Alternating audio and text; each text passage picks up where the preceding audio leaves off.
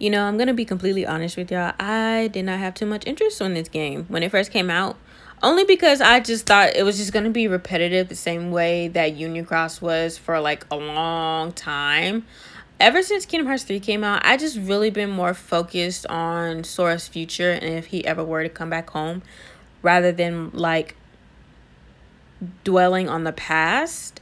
So when I found out about the finale, I was like, okay, well, we're going to have to sit here and talk about it because I know the finale is going to tie in with a lot of things that take place now in the present of Kingdom Hearts. And I know without a doubt that y'all would kill me if I didn't say anything about it.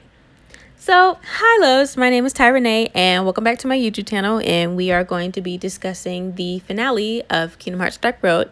Now, I do apologize in advance that everything I say is all over the place because I'm just really like bamboozled with everything that just happened. I really don't know where to start, but I am going to be talking about only the things that took place in the finale. There are videos out there that have summed up what has happened so far. So if you are confused and not sure what's going on, I will actually leave a link of a video that summarizes everything in this game. It's the same video that I actually watched before I made this video, so I actually put that in the link down below. Now I won't lie to you, it kind of feels like when you watch a new TV show and like the TV show is being renewed for a new season and then you have to rewatch the old one to like be caught up and refresh your memory for it. That's where I am now. But anyways, into what I really have to say. So I just find it interesting with Ericus. He was just talking about to Xehanort how he'll always be a part of the light no matter what. So if someone falls into the darkness, he'll be there to lift them up. And it's just so funny because it just brought me back to Birth by Sleep with that whole incident with like Ventus, Terra, and Ericus. And I was just like, you couldn't have handled things a little bit better in that situation, but I understand circumstances were a little bit different.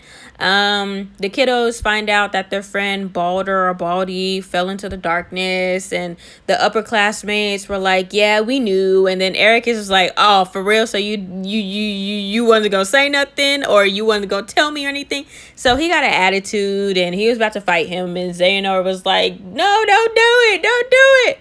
And then after they fought, they just chilled out for a little bit. And the dark version of Balder or Baldy was like, I got business to handle. So while you telling my business, I'm going to take care of mine. And so the teammates, or the classmates rather, they teamed up to stop Baldhead from going after Boar. Now we see like this little montage of like 7 days going by with Baldy in this white room, and he is just going crazy. He is just in his head with all this negative thoughts getting to him, and he's just shaking, and it just I felt bad for him, and I was just like, golly. So fast forward, we see him, we come to find out that we see him, he's the one who's eliminating all his classmates, and he's ready to take down Boar. And that's when everybody else steps in and is like, nah, you're not finna do that. And then Baldy or Balder summons a Heartless, and he eliminates the upper V's. It's too much names and with everybody with V's, so I'm just gonna call them 3 V's. At this point, this makes 10 people eliminated by Dr. Pepper. I don't know why I was so surprised when Vor was eliminated, but I was just like, oh my God. And it kind of tugged on my heart a little bit because it just reminded me of Shion's quote unquote death in 358/2. Like, I knew it was going to happen, but still. At this point, it was up to Xehanort and Ericus to stop him. And it was so funny because Balder actually made a callback of the 13 darknesses being completed here and now, because that's the exact same thing Xehanort said in 3. And then I couldn't help but laugh when Ericus was like, can you explain everything? And Balder was like, do I really have to explain everything? And in my mind, I was like, yes, you do, because I'm confused as much as he is. I've been confused since day one. Basically, this man was just plotting on Valdir.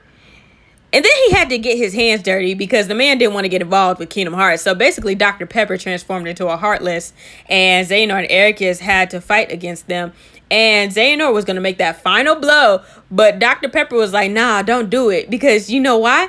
Because you just like me, for real. You know, we one in the same. And all this explaining he was doing, like, my brain was going numb. I could not consume and meditate on this information whatsoever. Anyways, he got eliminated, and they was like, yeah, he saved the day. So a month goes by, and then Xehanort is just putting down the flowers on everybody's grave, and he's feeling bad, and Ericus is gonna do the same thing. Things been awkward since then. Master Odin, I hope I pronounced it correctly, was planning for them to take their mark of mastery so he can retire as a master and leave somewhere else. And when he said that, I was just like, I got suspicious. Because especially since he can wield the gazing eye, I was like, so interesting. So that had brought the conclusion to the episode, following with Xehanort, following behind his best friend in the whole wide world, until we see someone in a black coat with his hood up. And they was like, I guess that wasn't him. And at the time, referring to Xehanort. And then there was like this little flashback scene where Bald Head and Bragalicious was getting sassy with one another, talking about whether they should, get rid of Bragg or not, or Braggy. And I was just looking at this man's mannerisms, and I was like, hold on, he kind of act like Axel. And then as soon as he said, as if, I said, hold on. And then it went back to the hoodie man. I said, hold on. And then why did I gasp so loud when this man took his hood off? And of course, you know what happens? The credits roll. And I was like, that is so interesting. And then, of course, I stuck around to the credits because there's always a secret ending. So we see baby Xehanort, and you know what? And I do anything for baby Xehanort. He's with his caregiver, and the caregiver is like, you are the child of destiny. And then baby Xehanort was like, I want to see my friends. My friends that were in my dreams. And he lists off everyone from Union Cross. And he was like, the dark-haired girl that has the same hair color as my mommy. And I was like, oh no. And then the caregiver was like, I'm not sure what you're talking about, but the child of destiny, is meant to change the outcome of the Book of Prophecies and has the ability to have a connection with everyone and become one.